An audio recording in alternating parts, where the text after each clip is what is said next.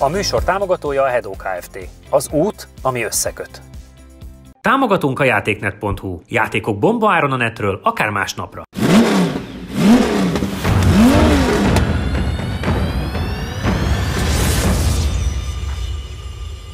Üdv mindenkinek, sziasztok! Itt vagyunk újra, és azt gondolom, hogy most egy olyan adás van, amire szerintem nincs a nézők között olyan, aki dislike-ot nyomna, mondjuk max csak miattam, vagy ne szeretné, hiába német beállítottságú, japán, esetleg kuvaiti, tök mindegy. Szerintem erre a két autóra minden férfinak, akinek egy kicsit is van bármi autós beállítottsága, vagy szereti ezt a csatornát nézni, annak csürog a nyála, ahogy a miénk is. A két autó között 30 év van, Csabi elrakja a nyálát. A két autó között 30 év van, ugye mindkettő NSX, és a fiúk pontosan be is fogják mutatni, mi a különbség a kettő között, hogy a régebbivel, az NA-val fogunk kezdeni, ami nekem igazániból Sennáról híres, vagy Senna egyik Suzuki köréről, de hát nem csak erről híres a kocsi, hanem arról, hogy ez egy elképesztően jó kis sportkocsi. Igen, hát ugye alapvetően régen ezt a Porsche Ferrari vonal abszolút vetélytársának szánták, pont ezért ugye abban az időben a Senna részt vett elég komolyan a fejlesztésekbe. Ugye a legvégén azt hiszem a bemutatón ment egy ilyen kört Suzukába. Egy 3 literes szívó V6-os van benne, ugye 270 lóerő. Tehát semmi olyan nagyon extra nincs a mai, főleg az új Tesóhoz képest.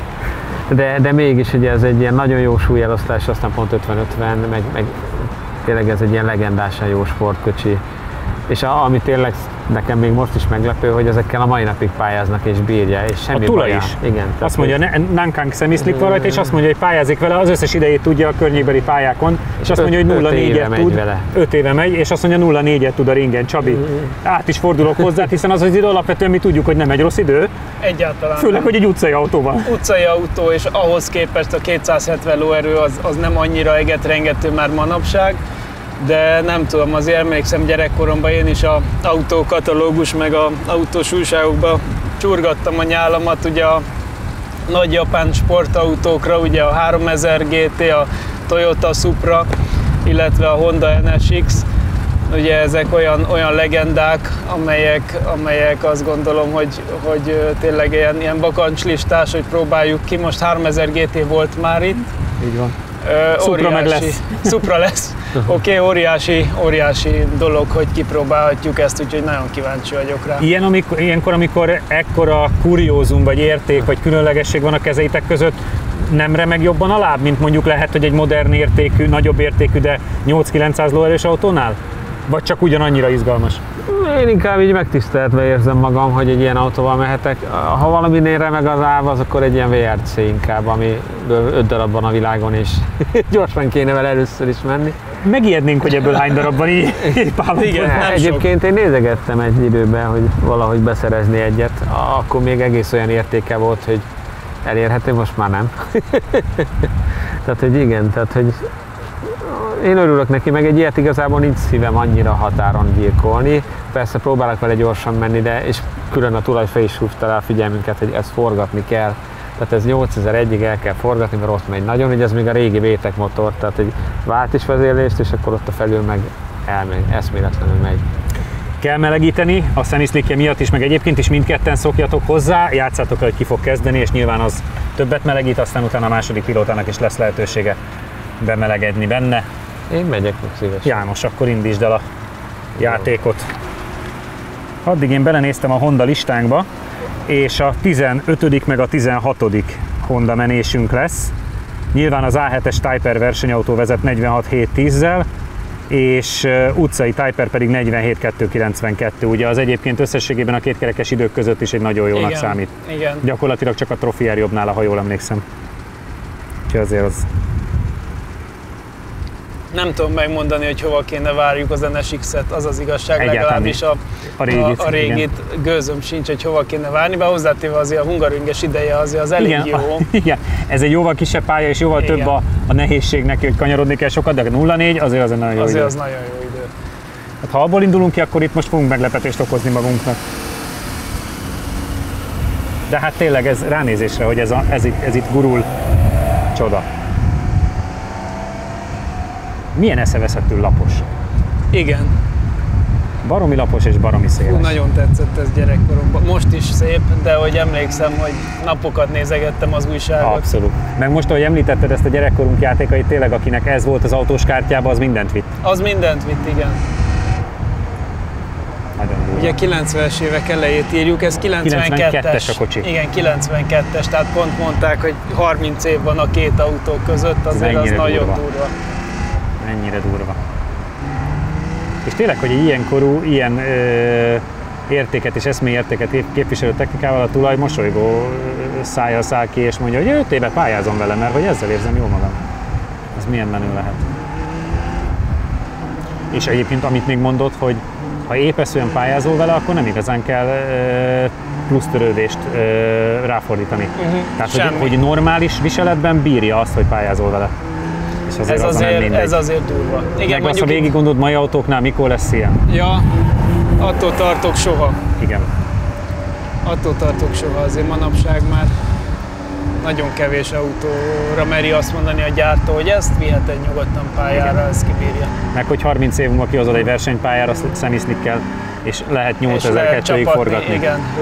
Az mikor lesz? Hát majd meglátjuk 30 év múlva, reméljük. A mokkát mikor viszed ki 30 év múlva, mi? Az 1-2 idegest. Na, vagy a gázos dákót.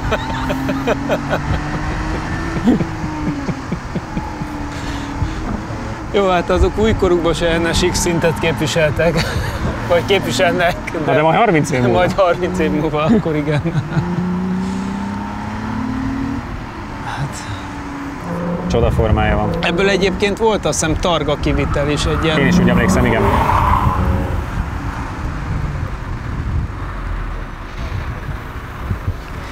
Azt mondta a tulaj még egyébként, hogy nagyon hosszú a fokozat, a kiosztás, a váltó, és hogy szerinte 2-es. Azt mondta 132-es, ugye? Igen, úgyhogy... Igazániból annak a végén vagytok nagyon gyors autókkal ugye az egyenesbe, tehát pont úgy fog kijönni az egyenes végére, hogy nem kell váltani.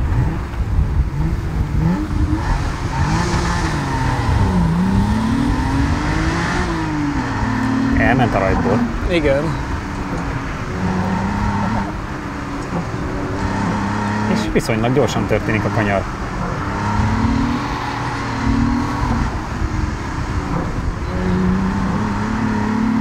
Kicsit azért nem a hidegtől fázom, hanem tényleg ez az érzés, hogy itt megy egy NSX, ez azért nem jutok szóhoz, mert azért ez egy, hogy óriási dolog, 2, mennyire menőn néz már ki. Ez a lapos vas megy a pályánkon. Lapos alumínium, ha egész pontos akarunk lenni. Ha egész pontosak akarunk, ezen se akart fönnmaradni a telemetria. Mi? Az alumínium ugye, miatt? Képzeld el, a 90-es évek elején az alumínium karosszéria az mekkora kuriózum volt, igen. meg milyen ára volt akkor még, te jó Isten.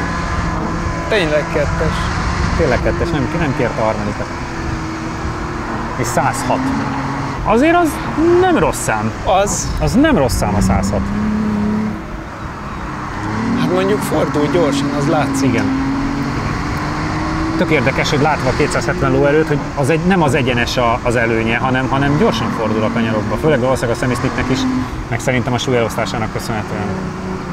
Hát de régen ugye a 330 lóerős Supra, ami dupla turbós volt, az se volt gyorsabb nála, nem. Mert ez súlyban annyira jó volt, meg annyira alacsonyan van meg a annyira lent van a súlypont, igen. Igen, hogy... Hát ez egy csoda, hogy egy ilyen autó itt megy, gyerekeket, ezen meg vagyok őrülve. Meg vagyok őrülve. Igazániból pont leszarom ilyen időt, mint. Egyébként kár, hogy arról szól műsor, de alapvetően én is, igen.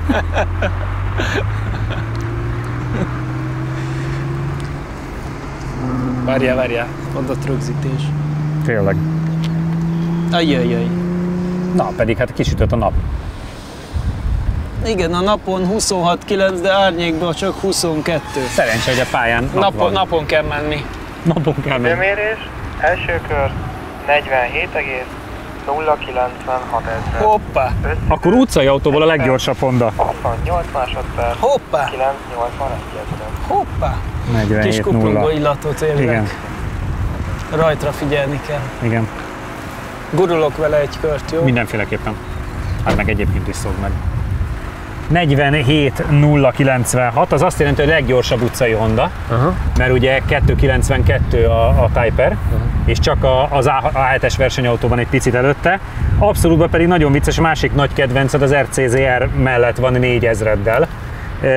De hát Taycan Turbo S, meg X6M Competition, RS6, Focus RS, ilyenek 47.0, úgyhogy le a kalappal, csodálatos volt nézni. Hát szerintem ez a kocsi azért ennél egy másodperc legalább gyorsabb. Azért próbáltam tisztelni meg igazából ugye kettesbe mész vele, de szerintem egy csomó helyen vissza kéne egybe rakni, mert akkor menni igazán jól el a kanyarokból. Csak ugye azt már nem akartam annyira, hogy üvöltetni, és utána nagyon hamar ráhúzni a kettest.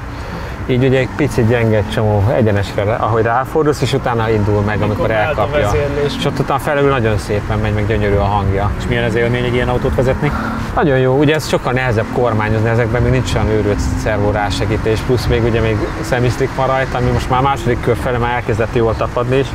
És így azért így combos, igen, de nem ez a pálya való neki, szerintem egy ilyen gyorsabb pályán biztos, hogy sokkal nagyobb élmény vele menni.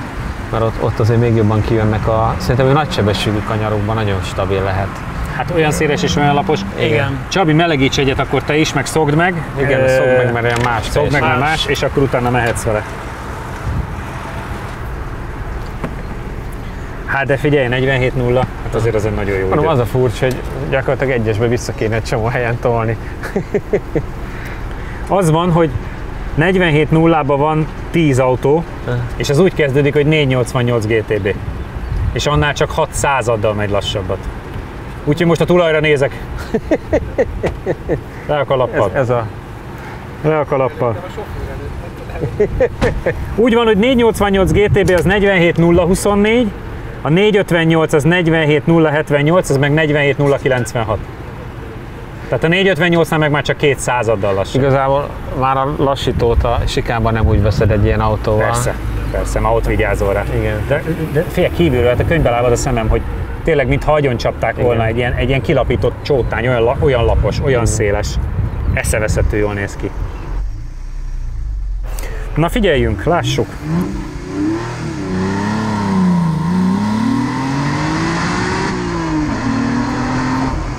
De lehet, hogy most igen. Pont ezt beszéltük Csabival, hogy amikor autós kártyával játszottunk, ha ilyened volt az autós kártyában, azt mindent vittél. Azért ez... Gyerekkoromban matchboxba tologattam eleget? Igazából az a csodálatos benne, hogy azt vezeted, és hogy visszajön egy kicsit az, hogy milyen lehetett régen ezeket a versenyautókat vezetni. Bizony. Még erőből Bizony, amikor még dolgozni kellett, igen.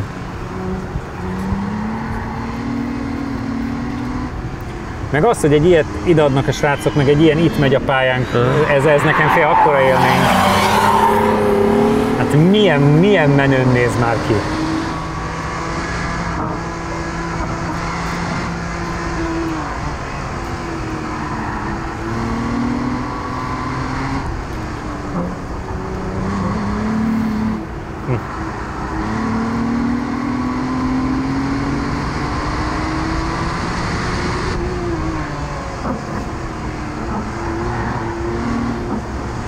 Ezek nekem azért nagy mérföldkövek, hogy ide eljutunk, hogy ilyenek vannak. Imádom. Én egy ilyet szeretnék. Ezért is jó csinálni ezt a műsort. Igen.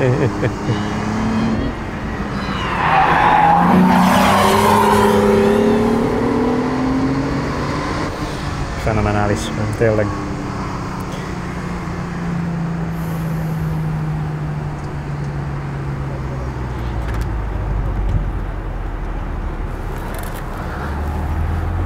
Ment a 47.0. És első kör 47,310 Összidő 1 perc, 28 másodperc, 976 000. És akkorát nyert a második körön, hogy övé a két kör. Aha. Tehát hiába kapott 2/10 az elsőn, valószínűleg többet adott vissza a másodikon, igen. Mert az meg már két kör már az övé. Az igen. Igen.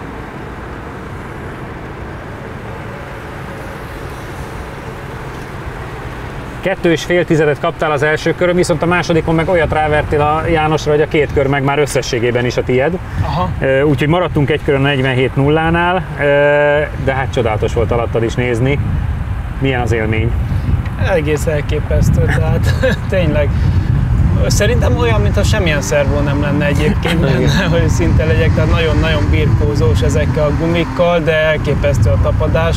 Amikor már megcsúszik, akkor is könnyen reagálható. Egyébként egy helyen csúszott meg igazán, de egyébként nagyon finoman megy így, hogy nem annyira forszírozzuk a fordulatszám tekintetében, tényleg, hogy nem váltunk vissza.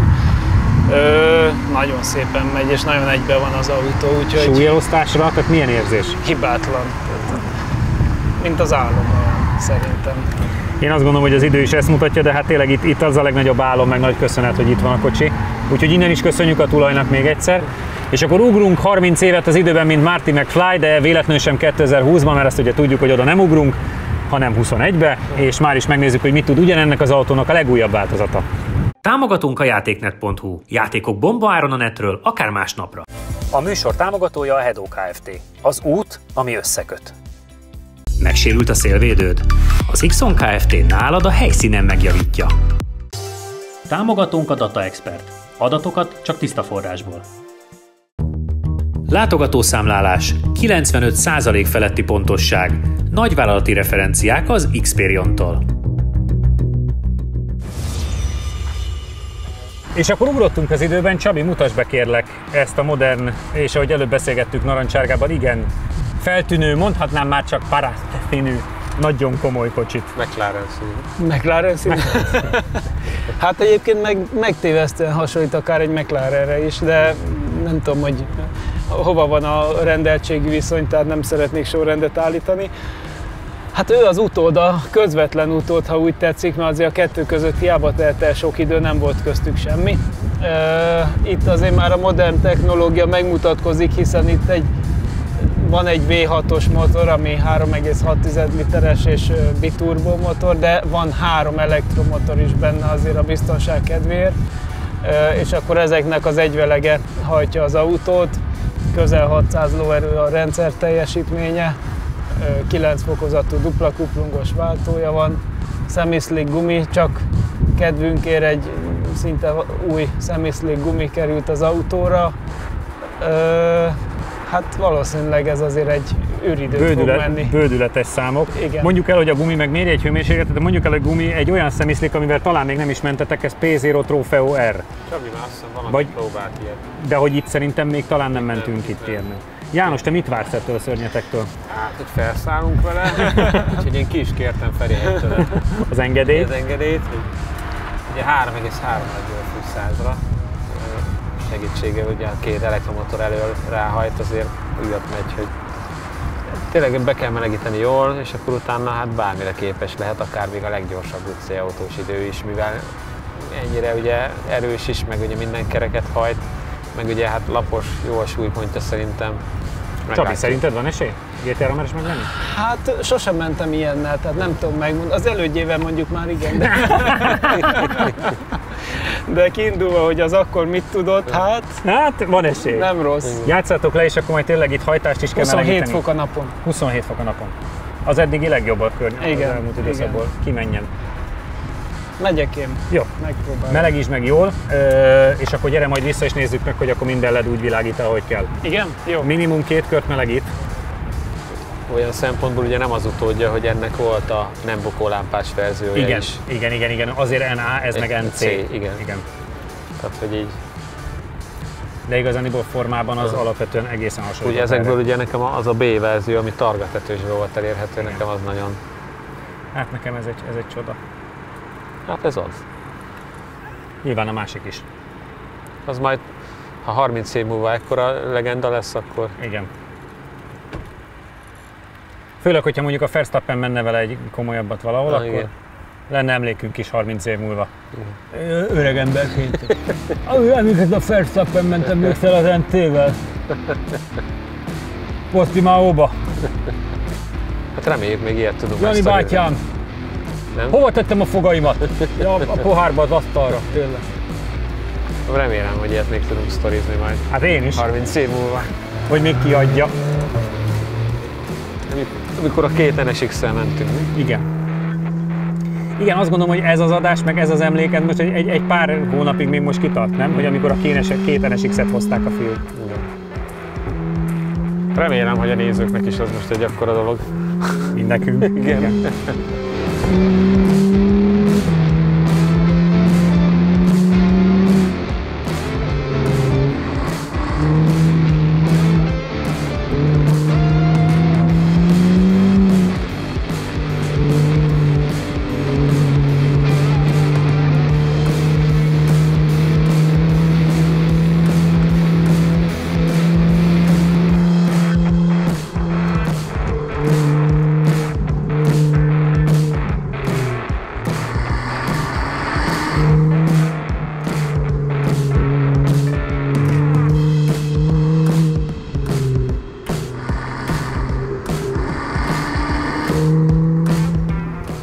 Tiszta para vagyok, nézzük.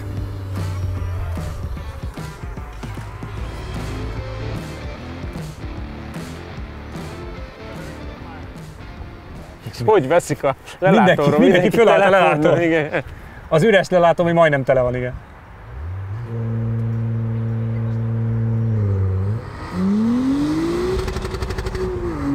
Akkor nem vált fel.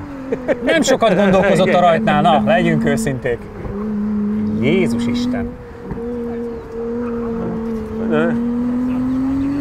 Akkor trackben mindenképp váltanod kell. Fú, de menőt rajtolt. Aha, igen. Eléggé hátra támaszt a rajtból. Nagyon szépen belegugolt. Azt, amiért megy az egyenes betél, jó Isten!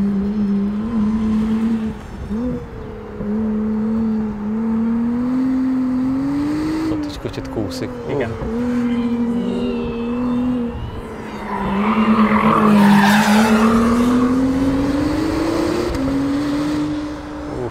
Jézusom, nagyon észre menni könyörgöm.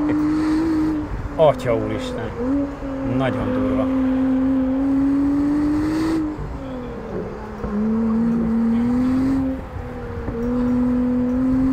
CBA-ba leugrani jó lesz. Aha, igen. Érdekes, hogy messziről néha megcsinál rajta a napfény, milyen szép a... Gyönyörű színe van. Felháborító, meg a forma is, de Igen. nagyon szép a szín. Valahogy van a kijáraton, hogy egyfolytában jár. Ott tornázik azon az egy darab jobboson, igen. De innen szépen megy ki. Jézus, versenyautó, versenyautó. Na, most ugrik a Monkey a vízbe. Időmérés az első kör 45,902 Pont befért. Pont 45. Egy Ezen perc, kell javítani. 26 másodperc, 391 Szerintem ezer. még mindig nem meleg, úgy érzed. Pont az M4 mögött van 2 körön, 1 századdal. Egy körön még nincs beírva. Na, töltsed lefele. Szerintem is még melegíteni kell.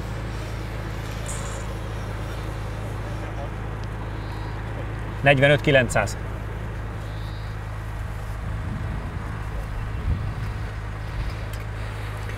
Azt hallottuk, hogy nem vált fel. Nem vált Nem fel. vált fel a Igen, rajt. igen, nem vált fel. De cserébe nagyon szép volt a kör. 45,902, az azt jelenti, hogy M4 911 Cabrio GTS és R8 VT Spider második ideje mögött van. Tehát, hogy igazándiból nagyon ott van az élmezőnyben. Mi egy picit talán ennél azért jobbra számítottunk, biztos, Igen, hogy van igen. benne. Mi az érzés? Igen, eleve ugye váltani kell, a rajtnál elindul nagyon. Egyébként a gázadagó hatósága a szűk kanyarokból kijövetel olyan, nem tudod pontosan mire számolni, mert amikor beletol a elektromotor, akkor nagyon megindul, Aha. de azt nem tudod pontosan mikor fog. Hát ennyiből lehet, hogy ki lehet ismerni nyilván az autót, de nem tudod pontosan, és valamikor már szeretnéd, hogy jöjjön, akkor még nem jön, valamikor megjön, és akkor meg iszonyatosan elindul, és akkor megcsúszik, és hiába van kikapcsolva a menetstabilizátor, picit akkor beleszól. Aha. És akkor meg úgy túlnyugodt lesz, tehát akkor azért nem jön ki. A guminak kellett így az idő, azért mentem 3 kört előtte is, és most is így a másodikra, tehát fokozatosan egyre jön. Egyébként tök jó kezelhető autó, meg minden, csak Hát meg azért bődületes. kigyorsítások, bődület. Azért mondom, mikor már tényleg megjön az összes erő, és mindenhol mindenki akarja, akkor nagyon-nagyon elindul. Csak a szűk kanyarból a kigyorsításnál nem tudod pontosan, hogy mire számíts. Jani, melegítsél te is addig, amíg úgy érzed, hogy nem üzemmelege. Idő-eredmény szempontjából hát nyilván Hondák között messze vezet. Persze. Ez nem is volt kérdés. Ugye egy körön egy körön az utcai autók között van ez a 11. ideje, mert ugye a drónt nem szoktuk számolni, tehát hogy Porsche van előtte, egy darab Mercedes, meg 2 darab BMW és egy Audi. Aha.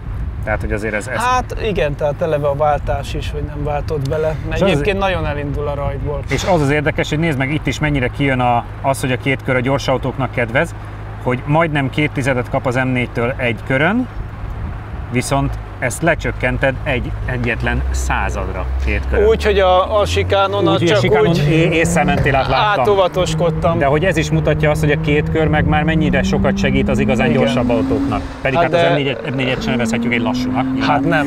Tehát nem arról szól. Az se. Csak hogy ott még... Hát de itt a sikánon is szerintem már előtte elérte a 120-on valamennyit, és azon csak így átsuhantam, mert ott nem mertem jobban forszírozni, bevallom. Bizony. Úgyhogy a 2 körös ideje az még hatványozottan nagyon jó. Igen, akkorra kezdett kicsit a gumi is megjönni. Nézd meg, a GTC-hez is annyira közel kerül, hogy 6/10, és majdnem azt a 6/10 kapja az első körben tőle szerintem. Azért egyébként nagyon érződik Konkrétan a GTC-től többet kap egy körön, mint amennyit 2 körön, tehát már megveri a második körön. Nagyon jó. Mit kezdtél el? Bocsánat, hogy érződik? Az időbeli különbség, tehát hogy az egy szenzációs sportautó, de egy nagyon letisztult, természetes, nyers autó van magához képest, ez meg egy elképesztő szofisztikált rakéta. Tehát de szó szerint. Ként amikor a rajtautomatika elindul, akkor is ezért ír ki egy ilyen kis rakétát a kilövésre készül. Igen. SpaceX. Picit talán Jani megmozdulása lassabb volt, viszont neki jó volt a váltás, ugye igen, azzal, hogy tudta, hogy így, váltani tudta, kell, tehát persze. kiderül, hogy ez mit számított. És belül is nagyon jó hangja van. Igen? Nagyon jó hangja van. Bődületes. Kívül is van, megy egész a látvány, ez felháborít. Egyébként, hogy mennyire unikum, pont most rákerestem, és 2020-ban Európában 8 darabot adtak el. Európa szerte. Nevezhetjük unikum. Viszonylag ritkán jön szembe egy ilyen. És megmozdult neki, de kár értek. Nem, az a baj, ráment itt a belső ívre, és az nem jó. De kár, pedig kíváncsi lettem volna, hogy a rajta megszerezte, tehát tudtunk volna még egy kicsit javítani, de így biztos, hogy nem sajnos. Nagyon különleges ez az autó. Nagyon. Nekem bődület, ahogy megindult, tehát hogy ez ilyen szinte adja a felfoghatatlan. Meg mennyire jó, hogy amikor Porsche-kkal, meg BMW-kről, meg Mercikről, meg Audikról beszélgetünk az élmezőnyben, hogy egy Honda odafér. Tudod, mi az érdekes, hogy a súlyeloszlása nagyon jó. Tehát, hogy a motor így, ez gyakorlatilag középmotoros, igen. Annyira szépen tud fordulni, még a menetstabilizátort, hogyha teljesen ki tudod kapcsolni, akkor meg még jobban lehetne, meg ha meg tudnád jól érezni, szokni, hogy mikor kezdett tényleg rátolni az elektromotor, hogy tud jól adagolni. Tudja, hogy még ebből lehetne bőven forradni, de annyira egyben van az autó, nagyon jó. 45,161 ezer. Hát akkor sikerült. 1 perc, 25 másodperc, 628 ezer. Akkor megjött a tapadás. Akkor megjött a tapadás, és akkor milyen idő lett volna, ha nem hibázik bele? Igen. Azt. Akkor nagyon sokat számított a rajt. Igen. Akkor nagyon igen. sokat számított. Nem gondoltam, de ez itt legalább egy 1-2 volt. Igen, biztos. Megakad és újra biztos. kellett gyorsulni. És akkor mindjárt áttesszük utcai autóba. Na és ez a nem mindegy, hogy ez harmadik abszolút idő utcai autóból. És igazándiból, ha nincs a hiba, akkor még szerintem azért a Turbo S megfogja, tehát gyakorlatilag a GT3 RS az ellenfele. Igen. Hát ott mondjuk sok van, de igen. Hát azért mondom, hogy az veri meg, de hogy itt ez a 1,5 vagy 2 az talán, amit itt a Jani előadott. Aki most éppen próbálja újrainstalálni az ajtót. Most arra meg János, hát le a kalappal meg a többivel, mert a hibád ellenére valószínűleg annyit számíthatott a rajt, hogy így is 8/10 gyorsultál még, úgyhogy 45-161, ami azt jelenti, hogy utcai autóból mindössze 2 Porsche van előtte, nyilván a GT3 RS ugye a 43-679-el, meg a Turbo S 911, ami a 44-986, tehát hogyha itt nem álltál volna keresztbe, akkor valahol az az idő lehetett volna, de hát ez így is bődület. A második körre jöttem rá, hogy tehát az elsőre ilyen, hogy mondjam, bátrabb stratégiát választottam, hogy egy csomó helyen ugye lepadlóztam, azt lesz valami korrigálok, de ez itt nem működik, mert ha rámész a rázóra belül, akkor már jobban keresztbe csúszik, és viszont ott hátul például a hosszú egyenes iszonyatosan kifordul így. Úgyhogy igen, tehát hogyha tudtam volna, hogy itt nem szabad érinteni a rázót, akkor az nem jött volna össze, de brutális. Tényleg az a furcsa, hogy így el kell hinni, hogy minden megfelelő irányba akar hajtani akkor abban a pillanatban, mert így a kocsi csinál egy ilyet, de utána úgy összeszedi magát, tehát hogy lehet vele gyorsulni, csak maga a kigyorsítás érzete az első 1 másodpercben az most akkor át fogunk esni, hogy tehát, hogy minden így hirtelen rámegy, és szerintem először nagyon hamar beletol nagyot a hátulja, és utána kezdi húzni az elején. Erre panaszkodott a Csabi is, hogy igazániból megrúg hátulról. Igen, és utána amikor bejön az eleje, akkor kiegyenesedik, csak addig ilyen furcsa minden, és itt meg ugye elúszott sajnos pont abba a pillanatba, és onnantól kezdve meg akkor tényleg akkor már nem engedi rá. Nem, akkor beletorpan. Akkor beletorpan, és akkor megvárja, míg minden rendben van. 2 körön is a harmadik idő utcai autóból, és ami az érdekes, hogy 2 körön közelebb van a Turbo S-hez, mint 1 körön, ami azt jelenti, hogy nyilván fel tudtad volna vele venni a versenyt, mert a második köre már gyorsabb. Igen. Tehát ott a GTC-nél is gyorsabb már 1/10-del, meg azt ugye megveri 1 körön is. Tehát hogy azt kell mondanom, hogy ez megint csak le a kalappal, és ez egy csoda. Ez egy 44-es autó szerintem. Ez egy 44-es autó, igen, és azt gondolom. Így annyi, hogy meg kell szokni ezt a fajta, ahogy a hajtás bejön újra, ez a szolid 580 ló, mikor megjön egyszerre, az úgy nem olyan egyszerű kezelni. Ha választanotok kéne a 2 közül? Tudom, nehéz, de igen. Hűha. Mire? Melyik legyen otthon a garázsban? Hát a különlegessége miatt a régi. János? Én is a régi. De nem azért, mert az új rossz. Igen. Akkor nálam maradt az új. Neki is van egyébként egy régi. Tudom. Úgyhogy én is a régi mellett döntenék, de tényleg azért, mert az annyira különleges. Egyébként ez meg egy fantasztikus autó. Hát ezt azért bebizonyítottátok, de mindkét autóval bizonyítottatok ma is, köszönöm szépen. Nektek pedig köszönjük, hogy itt voltatok, a tulajoknak köszönjük, hogy ezt a csodát rendelkezésünkre bocsátották. És várjuk őket visszaszeretni. És várjuk őket bármikor. Féltek, ha minden héten ezzel megyünk, sincs baj. Nektek köszönjük, hogy itt voltatok, kövessetek bennünket Instán, Facebookon és YouTube-on. Jövő héten találkozunk, sziasztok!